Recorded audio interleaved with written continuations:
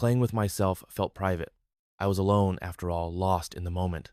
But then I looked up and saw my Uncle William standing there watching.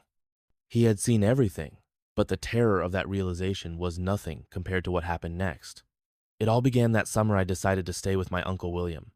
We spent our days riding bikes down empty streets, raiding the fridge for snacks, and watching the sky fade into a perfect purple dusk. It felt innocent, just another carefree summer, until that evening on the porch. William wasn't my uncle by blood, just a close family friend, but he was too close with, a little older than the others around him. He had a quiet charisma that made him seem larger than life. There was something about him that drew people in, that made them hang on to every word he said, and I, perhaps more than anyone, was drawn into his orbit, captivated by the charm he exuded like an invisible pull. One evening, he found me lounging on the back porch, playing with an object that I was trying on myself. I'd picked it up to pass the time and satisfy myself. He sat down next to me looking thoughtful as I hid what was in my hand. "Are you hiding something?" he said, a hint of a smile playing on his lips. I shrugged, trying to play it cool. "No, there's just not much to do around here." He chuckled, a sound that felt warm and inviting. "Well, maybe you're looking in the wrong places." He leaned closer, and his voice dropped. "I've got something in mind, something that'll shake things up, but it's not for everyone. Only someone I can trust." I felt a thrill shoot through me, excitement mixed with curiosity. "What do you mean?" I asked, trying to sound casual, though my heart was starting to pound. "I have seen what you are doing. I didn't know we had similar interests," my uncle said. "Similar interests? That's what fascinates you too?" I asked him surprisingly. "Yeah, but we will talk about it later. Let's go inside." And with this, we headed inside the house. The following days felt like a fever dream. Every afternoon, I'd wait for my uncle to call or give me a sign that it was time to go back to the shed, but he always kept me guessing. It was like he knew how much the mystery was driving me crazy, how much I craved the thrill of uncovering another secret. My mind kept racing back to that place. When he finally asked me to join him again, I felt a surge of excitement mixed with something else, something that made my stomach twist with both anticipation and nerves. I told myself it was just curiosity, but deep down, I sensed there was more to it. I didn't have the words to explain it, but the air felt charged with something I couldn't quite name, a feeling that was both thrilling and unsettling. When we went down the porch, everything seemed so perfect and peaceful. The atmosphere was quiet and peaceful. My uncle was waiting for me there as I went by. When I reached there, I saw him standing, calm and excited. It was the time we kissed for the first time, and he talked about the tools he had. This subject always used to fascinate me, and it was the first time in my life I found someone I could share my heart with. The days that followed were filled with a kind of tension and excitement that lingered in the air, an unspoken understanding that something was shifting between us. We spent hours in the shed, talking about his past and the dreams he'd had when he was younger. Each conversation seemed to peel back another layer, revealing parts of him I'd never known. There was one evening, though, that stood out, a night when the air felt different, charged with an energy that neither of us acknowledged, but both of us felt. We were sitting on the floor of the shed, surrounded by blueprints and tools, our shoulders barely touching. He was telling me about a road trip he'd taken years ago, a journey that had changed him in ways he still couldn't explain. "I think that's when I realized that life doesn't wait for anyone," he said, his voice soft, almost reflective. "You either take risks or you end up standing still, watching as everything passes you by." His words hit me hard, resonating in a way I hadn't expected. I felt a pang of something I couldn't quite name, a longing to understand the world the way he did, to see things with the same depth and intensity. It was like he was opening a door, inviting me to step into a reality that was both thrilling and terrifying. "What kind of risks did you take?" I asked, my voice barely more than a whisper. He looked at me, a hint of a smile playing on his lips. "The kind that most people wouldn't understand," he replied, his gaze steady. "The kind that leave a mark, a memory that stays with you no matter how much time passes." We sat there in silence, the weight of his words hanging in the air. I could feel my heart racing, a mix of excitement and nerves that left me breathless. It was like I was standing on the edge of something vast, something that stretched beyond the confines of that small shed, reaching into a world I'd only glimpsed in stories and dreams. The connection between us felt stronger now, an unspoken bond that neither of us acknowledged, but both of us felt. It was a silent agreement, a shared understanding that we were on the verge of something that would change us both. I didn't know what the future held, but I knew one thing for certain. I was ready to follow him wherever this path led, no matter the risks. But as the days passed, I could sense a tension building, a feeling that we were approaching a breaking point. It was like a storm gathering on the horizon, a force that neither of us could ignore. Each moment felt charged with a silent intensity, a current that pulled us closer even as it threatened to tear us apart. There was one evening when he seemed distant, lost in thought. I watched him, wondering what was going through his mind, feeling a pang of worry mixed with something else, something that felt dangerously close to longing. He looked at me, his eyes holding a hint of sadness, and for a moment I thought he was going to say something to break the silence that had grown between us. But he just shook his head, as if deciding against it, and stood up, gesturing for me to follow him. We walked back to the house in silence, the night air cool against my skin, and I felt a strange sense of anticipation, like we were on the edge of a cliff, waiting for something to pull us over. And then, just as we reached the back porch, he paused, turning to face me. His expression was serious, his eyes searching mine. "Remember what I said about risks?" he asked, his voice barely more than a whisper. I nodded, my heart pounding, not trusting myself to speak. He looked at me for a long moment, his gaze intense, and I felt a shiver run through me, a thrill mixed with fear and excitement. "Sometimes, the biggest risk is letting yourself feel something you don't understand," he said softly, his words hanging in the air like a challenge. And with that, he turned and walked into the house, leaving me standing there breathless and unsure of what had just happened. The tension was electric, a current that left me reeling, and I knew that whatever came next, it was only the beginning. Every interaction felt charged, our words laced with double meanings, our silences stretching longer, almost unbearable. I found myself repeating his words, trying to decipher their hidden meaning, wondering if he felt the same pull, the same inexplicable connection that had taken root in my mind. One late afternoon, he suggested we go for a drive, beyond the familiar paths and into the winding roads toward the hills. I didn't ask questions, I just got in the car, feeling a mix of excitement and nerves. As we drove, the world around us blurred, the scenery slipping by as the sun dipped lower, casting long shadows that danced along the road. We didn't talk much, the silence between us comfortable yet tense, a quiet anticipation hanging in the air. Eventually, he pulled off the main road, turning onto a narrow, hidden path that led to a secluded overlook, a place that felt untouched by the world around it. We stepped out of the car, the cool evening air brushing against my skin, and for a moment, we just stood there, taking in the view. The sun was setting, casting a golden glow over the landscape, and in that moment, everything felt surreal, like we'd stepped into a world all our own. He glanced at me, a small smile playing on his lips, and I felt my heart skip, the unspoken tension between us suddenly impossible to ignore. We couldn't control ourselves. Everything happening between us felt inevitable. Without thinking, I reached out, my hand brushing against his. He didn't pull away. Instead, he looked down at our hands, a flicker of something passing across his face. I could feel the warmth of his skin, a connection that felt deeper than anything I'd ever known. My mind raced, a million thoughts swirling, but I pushed them aside, focusing on the moment, on the way his touch seemed to steady me, grounding me in something real. He turned to face me, his expression unreadable, and for a moment we just stood there, the silence stretching out, charged with possibilities. And then, almost imperceptibly, he leaned closer, his gaze intense, his eyes searching mine. I held my breath, caught between anticipation and uncertainty, the air thick with an unspoken understanding that neither of us dared to voice. The next moment, everything seemed to slow down. His face inches from mine, his breath warm against my skin.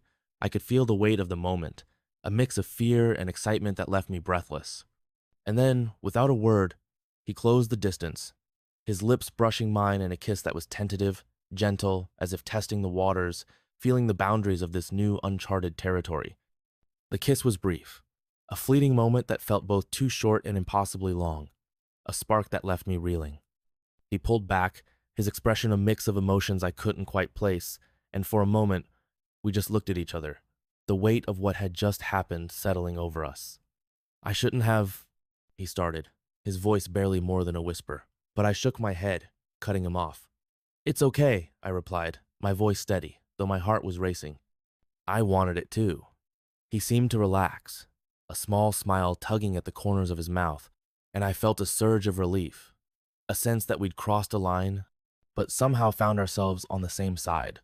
The tension that had been building between us for weeks felt like it had finally broken, replaced by something softer, something that felt both new and familiar.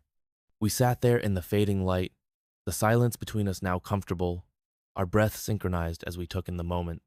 It felt surreal, like we'd slipped into a different world, a place where time didn't exist, where nothing else mattered except this quiet connection that pulsed between us. As the sun dipped below the horizon, casting a warm glow over the landscape, he reached for my hand, his touch gentle but firm, a silent promise that whatever this was, it was real. And in that moment, I knew that this was something I wanted, something I was willing to explore, no matter where it led. But the peace didn't last. As we drove back, reality began to creep in, the weight of what had happened settling over me, filling me with a mix of excitement and doubt. I couldn't shake the feeling that this was something we couldn't ignore, but I also knew that it wasn't going to be easy. Over the next few days, we tried to act as if nothing had changed, but the tension between us was impossible to ignore. Every glance, every touch felt loaded, a reminder of the kiss we'd shared, the silent promise that hung between us. I could see it in his eyes, the way he looked at me, a mix of longing and hesitation that mirrored my own. One evening, as we sat in the shed, working on one of his projects, he turned to me, his expression serious. "Are you okay with this?" he asked, his voice barely more than a whisper, his eyes searching mine. I nodded, though my heart was pounding, a mix of excitement and nerves that left me breathless. "I am," I replied, my voice steady despite the emotions swirling inside me. I didn't expect it to feel this way." He smiled, a soft, almost sad smile that seemed to carry 1,000 unspoken words. "Neither did I," he admitted, his voice tinged with a vulnerability that felt both comforting and unnerving. "But sometimes, things just happen." We sat there in silence, the weight of his words hanging in the air, a silent acknowledgement that this was something neither of us had planned, but something we couldn't ignore. It was like we were standing on the edge of a cliff, waiting to see if we would fall or fly, caught between fear and exhilaration, the unknown stretching out before us. And yet, despite the uncertainty, I felt a strange sense of peace, a quiet understanding that this was something I wanted to explore, something that felt right, even if I couldn't explain it. We'd crossed a line, but instead of feeling lost, I felt like I'd found something real, something that was worth the risk. The days that followed were a blur of stolen moments and whispered conversations, a quiet exploration of this new connection that had blossomed between us. We were careful, always on edge, but somehow the thrill of it all made it feel even more like we were sharing a secret world that no one else could touch. One afternoon, as we sat by the lake, watching the sunlight dance on the water, he reached for my hand, his touch gentle but sure. I looked at him, a question in my eyes, and he just smiled, a soft, reassuring smile that made everything feel okay. Like this was something we could hold on to, something that could withstand the weight of the world around us. In that moment, I felt a sense of clarity, a quiet certainty that this was something I wanted, something that felt worth fighting for. The fear and uncertainty melted away, replaced by a quiet confidence, a sense that we were in this together, no matter where it led. As I looked at him, I knew that we were standing on the edge of something incredible, a journey that would take us to places we'd never imagined, a story that was just beginning to unfold. The following days felt like living on a tightrope, balanced between excitement and the looming reality of what lay ahead. We spent every free moment together, each day uncovering new layers, little pieces of each other that we'd only started to explore. There was something thrilling about it all, this shared secret, this quiet connection that seemed to deepen with every glance, every touch, every whispered word.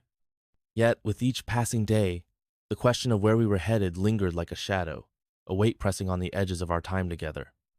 One evening, he suggested we take a walk, something we often did, but there was a different energy about him that night. The air felt charged, like a storm was brewing, and I sensed that this walk would be unlike the others, that something was waiting for us at the end of it. We left the house and headed down the familiar path toward the lake, the only sound our footsteps on the gravel, our breath steady yet heavy with anticipation. As we reached the water's edge, he stopped, turning to look out at the lake, his expression unreadable. The silence stretched between us, and I felt my heart pounding. a mix of fear and hope, knowing that something was about to change. After a moment, he looked at me, his gaze intense, his eyes holding a depth that made my chest ache. "I don't want to lose this," he said quietly, his voice laced with a vulnerability that I'd never heard before. "But I know that it can't last, not like this." The words hung in the air, raw and painful, and I felt a pang of something I hadn't let myself acknowledge before, a fear of losing him, of this ending before it had truly begun. I took a deep breath, trying to steady myself, searching for the right words, something to bridge the distance that seemed to be growing between us. "We don't have to know everything right now," I replied, my voice barely more than a whisper. "We can take it one day at a time." He nodded, a small sad smile tugging at the corners of his mouth. "But what happens when the days run out? When we have to face reality?" I looked away, feeling the weight of his words settle over me, pressing down on the fragile hope I'd held on to. It was a question I didn't have an answer for, a truth I wasn't ready to face. "I don't know," I admitted, my voice trembling with a mix of fear and honesty. "But I'd rather have this, whatever it is, than regret not trying." He sighed, reaching out to take my hand, his touch warm and steady, grounding me in the moment. We stood there in silence, the weight of our feelings unspoken yet clear, a shared understanding that while we might not have the answers, we had each other, if only for a little while. As the night wore on, we sat by the water, talking about everything and nothing, letting the hours slip by like the gentle waves that lapped at the shore. It was a quiet kind of peace, a calm that felt both comforting and bittersweet, a reminder of the fleeting nature of the time we had together. And as the sky began to lighten, a soft glow on the horizon signaling the approaching dawn, I felt a sense of clarity, a quiet acceptance that while our path might be uncertain, it was worth every risk, every fear. In the days that followed, we fell into a rhythm, an unspoken agreement to live in the present, to cherish each moment as it came, without questioning the future. We spent our afternoons in the shed, working on projects and sharing stories, losing ourselves in the simplicity of our time together. It was as if we'd created our own little world, a place where nothing else mattered, where we could be ourselves, free from the weight of expectations and fears.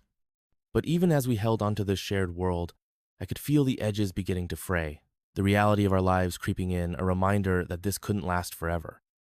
There were moments when I'd catch him looking at me, a hint of sadness in his eyes, as if he too felt the inevitable pull of the outside world, the forces that would eventually draw us apart. One afternoon, as we sat in the shed, the quiet ticking of the clock marking the passing time, he turned to me, his expression thoughtful. "Do you ever wonder what would happen if things were different?" he asked, his voice soft, almost hesitant, as if he were afraid of the answer. I looked at him, feeling a pang of sadness mixed with hope. "Sometimes," I admitted, my voice barely more than a whisper, "but I try not to think about it too much. I'd rather focus on what we have right here, right now." He nodded, a small, wistful smile playing on his lips. "Me too," he replied, his gaze drifting to the window, as if he were searching for something just beyond reach. "But it's hard, isn't it? Knowing that no matter how much we want it, there are things we can't change." I reached out, placing my hand over his, feeling the warmth of his skin, the steady beat of his pulse beneath my fingers. It was a simple gesture, but it felt like a promise, a silent acknowledgement that while our time together might be finite, it was real, and that was enough. I felt a sense of peace, a quiet acceptance that while we couldn't control the future, we could choose how we spent the present. And in that moment, I knew that I would always carry this time with me, a memory that would stay with me long after the days had faded, a reminder of a connection that went beyond words, beyond time. The next morning, as we sat on the porch, sipping coffee and watching the world come to life, I felt a sense of gratitude, a quiet joy in the simple moments we shared. It was a feeling I'd come to cherish, a reminder of the beauty in the everyday, the magic of being fully present with someone who understood me in ways I hadn't thought possible. But as the day wore on, I could sense a shift, a subtle change in the air, as if the world was holding its breath, waiting for something to break. I looked at him, seeing the same realization in his eyes, a silent understanding that our time together was coming to an end. As the days slipped by, the distance between us grew, a quiet space that neither of us dared to cross, a reminder that while our connection was real, it was bound by the limits of time, a fleeting bond that would eventually fade. But even as we drifted apart, I felt a sense of peace, a quiet certainty that while our story might be ending, it would live on in my heart, a memory that would stay with me, a reminder of a love that was both beautiful and bittersweet. And as I watched him walk away, a part of me felt a sense of loss, a quiet ache that lingered in the empty space he'd left behind. But even as the pain settled over me, I felt a sense of gratitude, a quiet joy in the knowledge that I'd had the chance to experience something real, something that had touched my life in ways I couldn't fully explain. In the end, our story became a collection of moments, each one small but woven together into a memory that would forever linger in my heart. There was no need for grand gestures or explanations. The connection we shared was enough. As I looked out at the horizon, watching the colors fade into dusk, I felt a quiet satisfaction, knowing that we had embraced something rare and real, even if only for a brief time. Though our paths had diverged, the warmth of that connection remained, a quiet presence that would always remind me of that summer.